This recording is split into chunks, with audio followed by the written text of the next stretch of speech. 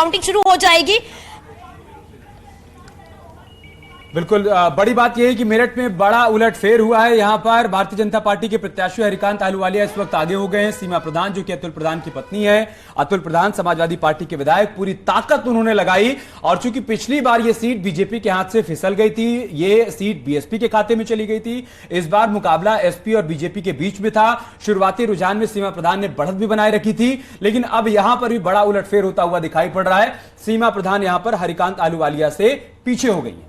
और मेरठ सीट की अगर हम बात करें तो यहाँ को लेकर एक परंपरा भी रही है कि जिस पार्टी की सरकार राज्य में रही है वो मेयर पद पर काबिज नहीं रही है, लेकिन वो परंपरा भी अब टूटती हुई यहां पर नजर आ रही है। पहले सपा इस सीट से आगे थी और अब भारतीय जनता पार्टी ने बढ़त बना ली है। अशोक जी, मेरठ में भी पिछड़ गए आप लोग।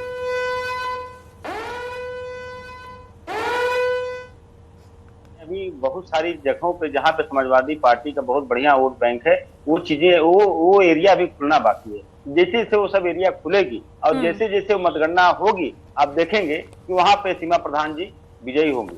ठीक है, लेकिन देखिए सर, बीजेपी का टारगेट तो सेट था कि 17 में से 15 सीटें बीजेपी के खाते में आएंगी और शुरुआती रुझान में वो दिख भी रहा है।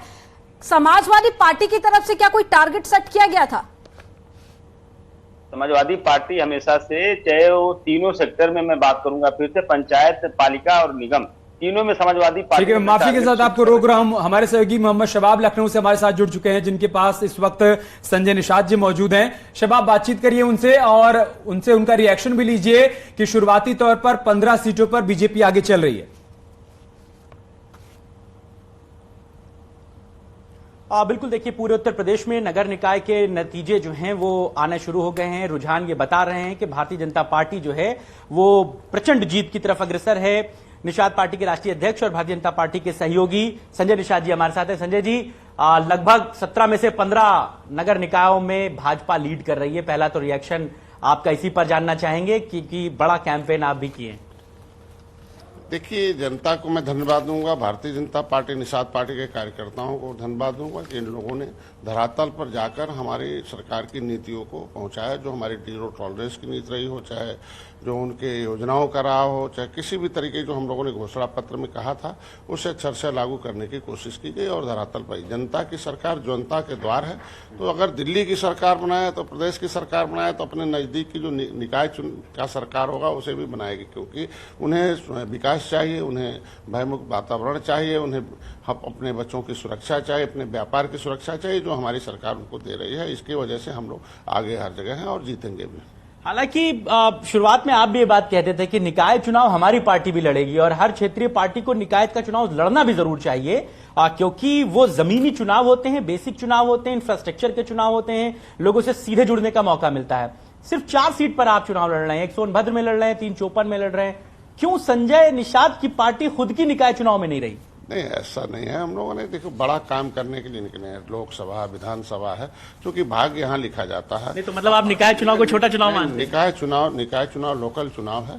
और अभी हम लोगों ने पहले सीटों हमने घोषणा की थी, तो बाद में समझौता हो गया और 5 सीटों पर है। तो हम 4 सीटें हम संत कबीर नगर में भी लड़ रहे हैं, ऐसा नहीं कह सकते। चौपन और सोनभद्र में है ही है, तो ऐसा नहीं कह सकते हैं। लेकिन यह है कि जितनी संख्या हमें लड़नी चाहिए उतना हमने नहीं लड़ा है और आगे अब तैयारी होगी और पहले से बातचीत हो जाएगी और निश्चित रूप से हम लोग निकाय चुनाव भी लड़ेंगे और जो भी चुनाव आगे का होगा पहले से बातचीत करके लड़ेंगे। और हम मतलब भाजपा से आखिरी दौर में बातचीत नहीं हो पाई, आपका ये कहना है? उनके प्रत्याशी उतरने को तैयार थे, फिर आपने सोचा कि सिर्फ फुटबॉल की स्थिति ना हो इसलिए बैठ जाया जाए, बाद में देखा जाए। नहीं, हमने उनको लिस्ट मांगा था, हमने दे दिया था। एक त्रुटि बस नहीं जा पाया था, बाद में उन्होंने स्वीकार किया कि इसमें गलती थोड़ी सी हुई है और बाद में उसको दूसरे चरण का जो चुनाव हुआ उसमें उन्होंने सही कर लिया।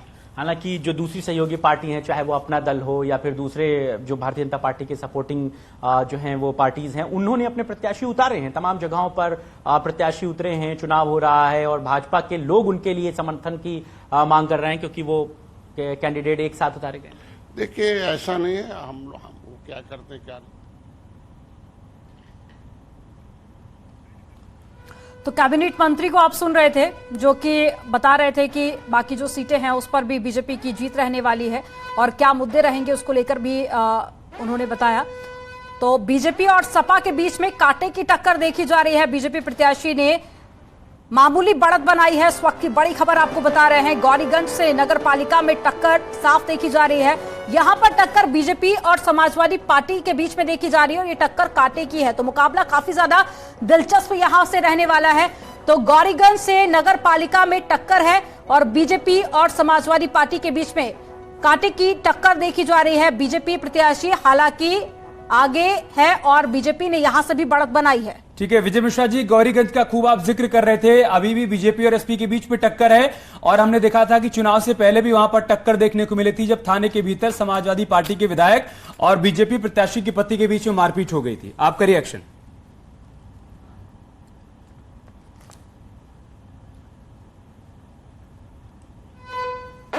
विजय मिश्रा जी,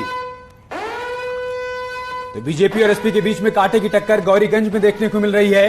दरअसल गौरीगंज से ही तस्वीर सामने आई थी जहां पर समाजवादी पार्टी के विधायक पर मारपीट का आरोप लगा था और अब यहां का रुझान ये बता रहा है कि बीजेपी और एसपी के बीच में यहां पर टक्कर देखने को मिल रही है।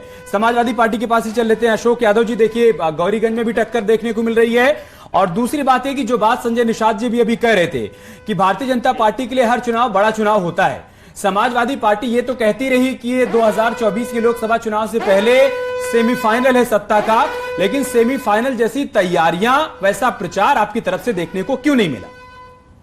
देखिए, समाजवादी पार्टी की जो भी स्ट्रेटजी थी पार्टी की, उस स्ट्रेटजी के तहत समाजवादी पार्टी ने अपना मैक्सिमम प्रयास किया है और कहीं से अपने प्रयास में कोई कमी नहीं छोड़ी। क्योंकि समाजवादी पार्टी देखिए लगातार सिर्फ भारतीय जनता पार्टी से ही नहीं लड़ रही है, समाजवादी पार्टी लड़ रही है, इनके प्रशासन से भी लड़ रही है, जो एक तरफा इस तरह का मतलब भारतीय जनता पार्टी के पक्ष में हमेशा खड़ा रहता है। अशोक जी, मैं आपको कुछ डेटा बता देता हूं, उसके बाद आपको स्ट्रेटजी बताने में आसानी हो जाएगी। भारतीय जनता पार्टी की तरफ से सीएम योगी आदित्यनाथ ने 55 रैलियां की, केशव प्रसाद मौर्य ने 54 जनसभाएं की, ब्रजेश पाठक ने 53 चुनावी सभा की, भूपेन्द्र चौधरी ने 33 की और अखिलेश यादव ने 9 सभाएं की। 17 नगर निगम थे, 17 तो कर लेते सर। देखिए, भारतीय जनता पार्टी के जितने आपने गिनाए रैलियां जो गिनाई आपने, उन रैलियों में जितनी भी रैलियां आपने गिनाई, उन रैलियों में अगर पांच ऐसे मुद्दे उन्होंने बता दिए हों जो जनता से जुड़े हुए मुद्दे हों, एक मुद्दा उन्होंने जनता जुड़ा हुआ नहीं बताया, मैं दावे के साथ कह रहा हूं। क्या है जनता से जुड़े हुए वो कौन से मुद्दे हैं जो उन्होंने नहीं बताया? आप उनका जिक्र कर दीजिए, फिर मैं मनीष जी से रिएक्शन भी ले लूंगा। देखिए, जनता से जुड़े हुए मुद्दे हैं। अब शहरों के मुद्दे बता दिए, किस तरह से बीटीएस सिस्टम इन्होंने लागू कर रखा, बुल ट्रैफिक सिस्टम शहरों में लागू कर रखा है, किस तरह से शहर के नाले जाम हो उसकी बात उन्होंने नहीं की, किस तरह से स्मार्ट सिटी के नाम पे खाली 3 तरह के डिब्बे रख दिए हैं, स्मार्ट सिटी भी इनकी बन गई, किस तरह से करप्शन का अंबार लगा हुआ है इनके ट्रिपल इंजन सरकार में, ट्रिपल टाइम करप्शन। तो ये सारी चीजें जो भी किस तरह से आगे आपके मुद्दे आगे मनीष जी, आपका रिएक्शन इन सारे मुद्दों पर। देखिए, इतनी चीजें इन्होंने बता दी। देखिए, ये लोग राजसी सोच वाले लोग हैं। इन 3 डिब्बों को इन्होंने कहा कि खाली 3 डिब्बे रहे, वो खाली 3 डिब्बे नहीं है। सूखा कूड़ा, गीला कूड़ा और सर्जिकल कूड़ा, तीनों को अलग जब कर लेते हैं तो उसको बाद में उसको निस्तारण करने में सहायक होता है। हमने तो पहले ही बताया, नलकूपों की व्यवस्था की, जो नगर पंचायत और नगर पालिका है, जहां पहले बिजली जाने पे पानी भी चला जाता था, वहां जनरेटर की व्यवस्था कर दी गई है, जिससे अगर यद्यपि भारतीय जनता पार्टी की सरकार में विद्युत की कोई प्रॉब्लम समस्या नहीं है, लेकिन फिर भी अगर जाए 2 घंटे 1 घंटे के लिए भी जो शेड्यूल्ड है उसमें भी पानी अनवरत मिले, प्रकाश की व्यवस्था की, गलियों की व्यवस्था हमने सुदृढ़ की। लेकिन मैं एक बार लगातार पूछ रहा हूं, आप तो इनके सवाल को मुझसे रिफ्लेक्ट कर रहे हैं, मेरे सवाल को इनसे पूछिए। अखिलेश यादव ऋषिकेश के उस साड़ पे बैठे व्यक्ति के ट्वीट करके कौन सा नगर निगम का चुनाव लड़ रहे थे? अखिलेश यादव शाइस्ता परवीन के पक्ष में बयान देकर पुलिस का मनोबल तोड़ने का प्रयास करके कौन सा नगर निगम के चुनाव में प्रयास कर रहे थे? देखिए, लोग महलों में सोने वाले लोग हैं, मुंह में चांदी का चम्मच लेके पैदा हुए, मुख्यमंत्री के बेटे थे, मुख्यमंत्री हो गए। जब से उन्होंने कमान संभाली है समाजवादी पार्टी की, देखिए ये हार समाजवादी पार्टी के कार्यकर्ता से ज्यादा अखिलेश यादव की हार है। 2014, 17, 19, 22 नगर निगम, नगर पालिका, कोऑपरेटिव, कौन सा चुनाव जीते हैं ये? ठीक है सर, मैं इसी पर जवाब ले लेती हूं अशोक जी से। अशोक जी, आप सुन रहे थे, इससे पहले अगर हम विधानसभा इलेक्शन की बात कर ले तो वहां पर भी बीजेपी जीतती है, उसके बाद में कई जगह पर बाय इलेक्शन हुए, वहां पर भी बीजेपी ने जीत दर्ज की, और उसके बाद में अब जब नगरीय निकाय इलेक्शन को लेकर रुझान सामने आने लगे हैं तो बीजेपी बढ़त बनाए हुए है। आप कह रहे हैं जनता से जुड़े कोई मुद्दे बीजेपी नहीं उठाती, तो फिर बार बार जनता बीजेपी का साथ क्यों देती है? देखिए, कुछ मुद्दे ऐसे होते हैं अमनदीप जी, जैसे मैंने इसके पहले भी एक डिबेट में कहा था कि भारतीय जनता पार्टी का डीएनए मतलब कि धार्मिक और नफरती एजेंडा, जो इनका डीएनए है, ये कुछ दिन तक काम करेगा। अब कुछ दिन तक काम किया, अब देखिए अब काम तो नहीं करेगा।